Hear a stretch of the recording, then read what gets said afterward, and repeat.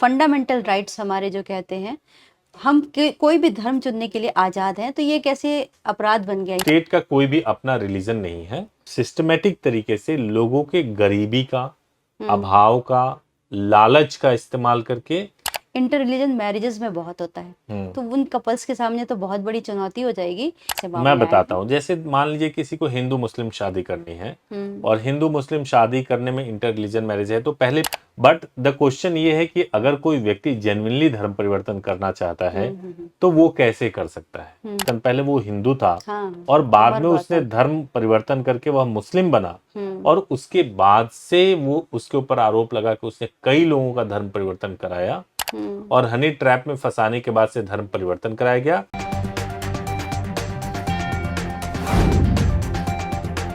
नमस्कार, lead India news में आपका स्वागत है। देश के कानून के इतिहास में एक ऐतिहासिक फैसला हुआ जिसमें धर्मांतरण के आरोप में 16 लोगों को जेल हुई, जिनमें से 12 को उम्र कैद और बाकी 4 को 10 साल की कड़ी सजा। इससे बहुत सारे सवाल उठे, क्या लीगल एस्पेक्ट्स हैं धर्मांतरण के? इन सब पर बात करने के लिए हमारे साथ लीड इंडिया के फाउंडर और सुप्रीम कोर्ट के एडवोकेट श्री सुभाष सिंह सर हैं। नमस्कार सर, आपका बहुत बहुत स्वागत। नमस्कार नमस्कार नमस्कार। ये बड़ी चिंता का विषय है कि अजीब सा, मतलब भारत जैसे धर्मनिरपेक्ष देश के अंदर ऐसा क्या हुआ कि धर्मांतरण करने पर इतनी कड़ी सजा दी गई? ये क्या, इसके पहलू क्या है? मैंने भी जब सुबह में इस खबर को देखा तो मैं काफी चौंक गया था, क्योंकि अभी अभी धर्मांतरण को लेकर के जो है कानून बने हैं। पहले अध्यादेश बने थे, बाद में कानून बनाया गया था और देश के कुछ राज्य हैं जैसे उत्तर प्रदेश है, हिमाचल प्रदेश है, झारखंड है, मध्य प्रदेश है, उड़ीसा है, इन जगहों पे धर्मांतरण को लेकर के कानून बने हुए हैं। यह जो मामला है वो उत्तर प्रदेश का है। उत्तर प्रदेश में यह सजा हुई है। जो सभी लोग थे 16 लोग, कुछ और भी इसमें अभियुक्त हैं, लेकिन उनके ऊपर अभी सजा नहीं हुई है, उनको स्टे मिला हुआ है। अच्छा। लेकिन धर्मांतरण की वजह से 12 लोगों को उम्र कैद और 4 लोगों को 10 वर्ष की कठोर सजा जो मिली हुई है, ये अपने आप में बहुत आश्चर्यजनक है। बट मैं इसके लीगल एस्पेक्ट को भी बताऊंगा कि ये कैसे हुआ और क्यों हुआ है। एक और जो इसमें इंपॉर्टेंट व्यक्ति है कि जिस व्यक्ति पे धर्मांतरण का आरोप लगा है, जिसको आजीवन कारावास मिली है, वो खुद भी धर्म परिवर्तन, पहले वो हिंदू था और बाद में उसने धर्म परिवर्तन करके वह मुस्लिम बना और उसके बाद से वो उसके ऊपर आरोप लगा कि उसने कई लोगों का धर्म परिवर्तन कराया। तो ये बहुत इंटरेस्टिंग है। हम यहाँ पे ये जानना चाहते हैं कि धर्मांतरण आखिर मतलब अपराध कैसे बन गया? यहाँ पर सबको, भारत के अंदर फंडामेंटल राइट्स हमारे जो कहते हैं, कोई भी धर्म चुनने के लिए आजाद हैं, तो ये कैसे अपराध बन गया? ये देखिए, फंडामेंटल राइट में आर्टिकल 25 से लेकर 28 तक रिलीजन फ्रीडम की बात की गई, फ्रीडम ऑफ रिलीजन की बात की गई है। तो इसमें क्या है कि स्टेट का कोई भी अपना रिलीजन नहीं है और हर व्यक्ति को अधिकार है कि वह अपना धर्म अपनी इच्छा से पालन कर सके। अब यहाँ तक तो बिल्कुल ठीक है कि भाई मेरे को अधिकार है, मैं अपना धर्म का पालन कर सकता हूँ। आगे जाकर के क्या हुआ कि ऐसा आरोप लगा कुछ लोगों के ऊपर कि कुछ लोग ऐसे हैं जो सिस्टमेटिक तरीके से लोगों के गरीबी का, अभाव का, लालच का इस्तेमाल करके धर्म परिवर्तन करा रहे हैं। इस मामले में भी ऐसा हुआ है कि जो उमर गौतम, जिनका नाम है, जिनके ऊपर आरोप लगा है, जिनको उम्र कैद की सजा हुई है, उनको भी ऐसा कहा जा रहा है कि हनी ट्रैप में पहले फंसाया गया और हनी ट्रैप में फंसाने के बाद से धर्म परिवर्तन कराया गया और पता नहीं बाद में क्या ब्रेन वॉश वगैरह जो कुछ भी हुआ होगा, उसके बाद से वो खुद धर्म परिवर्तन करता चला गया।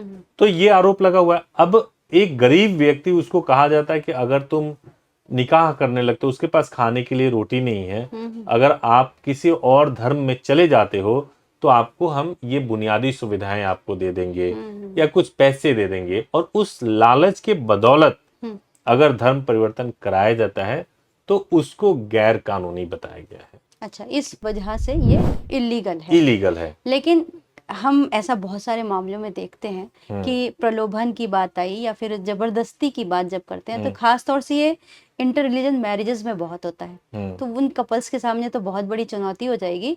कौन तय करेगा कि ये जबरदस्ती हुई है या फिर वो उनकी कंसेंट है? मैं बता रहा हूँ, जैसे मान लीजिए कि अब इसमें क्या था, जब जो जो प्रोसिक्यूशन ने केस चलाया है और जिसमें सजा भी इतनी जल्दी हो गई है, तो उसमें क्या है कि इसमें यह भी दिखाया गया कि जो लोग भी जिनको सजा हुई है, जो इसके मास्टरमाइंड बताए जा रहे हैं, उनके अकाउंट में विदेशों से जो है एक मोटा रकम आया है और लगता है कि एक पूरे प्लानिंग के साथ ये सब कुछ किया जा रहा था। इसी वजह से आईपीसी के कई सेक्शन में और जो ये एक्ट नया बना हुआ है उस एक्ट के भी कई सेक्शंस के अंदर एफआईआर रजिस्टर्ड हुआ था और जिसमें उनको कन्विक्शन हुई है। बट द क्वेश्चन ये है कि अगर कोई व्यक्ति जेन्युइनली धर्म परिवर्तन करना चाहता है तो वो कैसे कर सकता है, और अगर वो करे तो क्या उसके ऊपर भी इस तरह का कोई प्रतिबंध लगा दिया जाएगा। सरकार ने कहा है कि आप कोई भी धर्म आप अपना सकते हो, किसी भी धर्म में जा सकते हो, लेकिन किसी मजबूरी से अगर आपका धर्म परिवर्तन कराया गया है तो फिर आपको जो है छोड़ा नहीं जाएगा, जिसने भी धर्म परिवर्तन कराया है। कोर्ट मैरिज वाले पार्ट पे जो आप बात कर रही हैं मैं उस पे आऊंगा। हाँ, दो कपल के लिए ये भी एक बड़ा सवाल बनता जा रहा है कि अक्सर ऐसे मामले आए हैं, यूपी से बहुत ऐसे मामले मैं आए बताता हैं। हूँ, जैसे मान लीजिए किसी को हिंदू मुस्लिम शादी करनी है और हिंदू मुस्लिम शादी करने में इंटर रिलीजन मैरिज है, तो पहले तो उसके पास ऑप्शन है कि दोनों में से कोई भी धर्म परिवर्तन ना करें और धर्म परिवर्तन ना करके शादी कर ले। ठीक है, सुप्रीम कोर्ट के कई रूलिंग्स हैं ऐसा कि आप शादी करने के लिए अगर आप धर्म परिवर्तन करते हैं तो उसको गैर कानूनी माना जाएगा। पूर्व में भी ऐसा देखा गया है कि कई लोग ऐसे थे, जैसे मान लीजिए उनकी एक पत्नी है और वो हिंदू धर्म से है और उनके लिए मुश्किल है कि वो दूसरी किसी महिला से बहु शादी विवाह नहीं कर क्योंकि सकते, हिंदुओं में नहीं है। तो उसने मुस्लिम धर्म को अडॉप्ट कर लिया और उसके बाद से दूसरी शादी कर ली। तो इसलिए जो है इसको प्रतिबंधित किया गया है कोर्ट के ऑर्डर्स के द्वारा भी। बट क्वेश्चन ये है कि अगर आप जेन्युइनली अगर आस्था रखते हैं धर्म में और धर्म परिवर्तन करते हैं तो आप परिवर्तन अभी भी कर सकते हैं, आपकी आस्था होनी चाहिए। लेकिन गैर कानून नहीं है अगर नॉर्मली करते हैं। हाँ, बट हो ये रहा है कोर्ट मैरिज वाले सिनेरियो में कि ऐसे बहुत सारी संस्थाएं जो पहले धर्म परिवर्तन करा दिया करती थी अब वो नहीं कराती हैं क्योंकि वो इस झमेले में जाना नहीं चाहती। कल को पुलिस अथॉरिटीज से कोई आए और आकर के पूछे कि क्या आपने लीगल तरीके से धर्म परिवर्तन कराया है, क्या उनकी आस्था थी, क्योंकि नेचुरली वो शादी के लिए आए हैं और ऐसा कहा जाता है कि शादी के लिए धर्म परिवर्तन कराते हो तो गैर कानूनी है। तो उस केस में जो है ये थोड़ा सा कई लोग बचने की कोशिश करते हैं। तो इंटर रिलीजन कपल के लिए तो यही है कि आप स्पेशल मैरिज एक्ट में शादी करो और वो सबसे बेहतर रहेगा।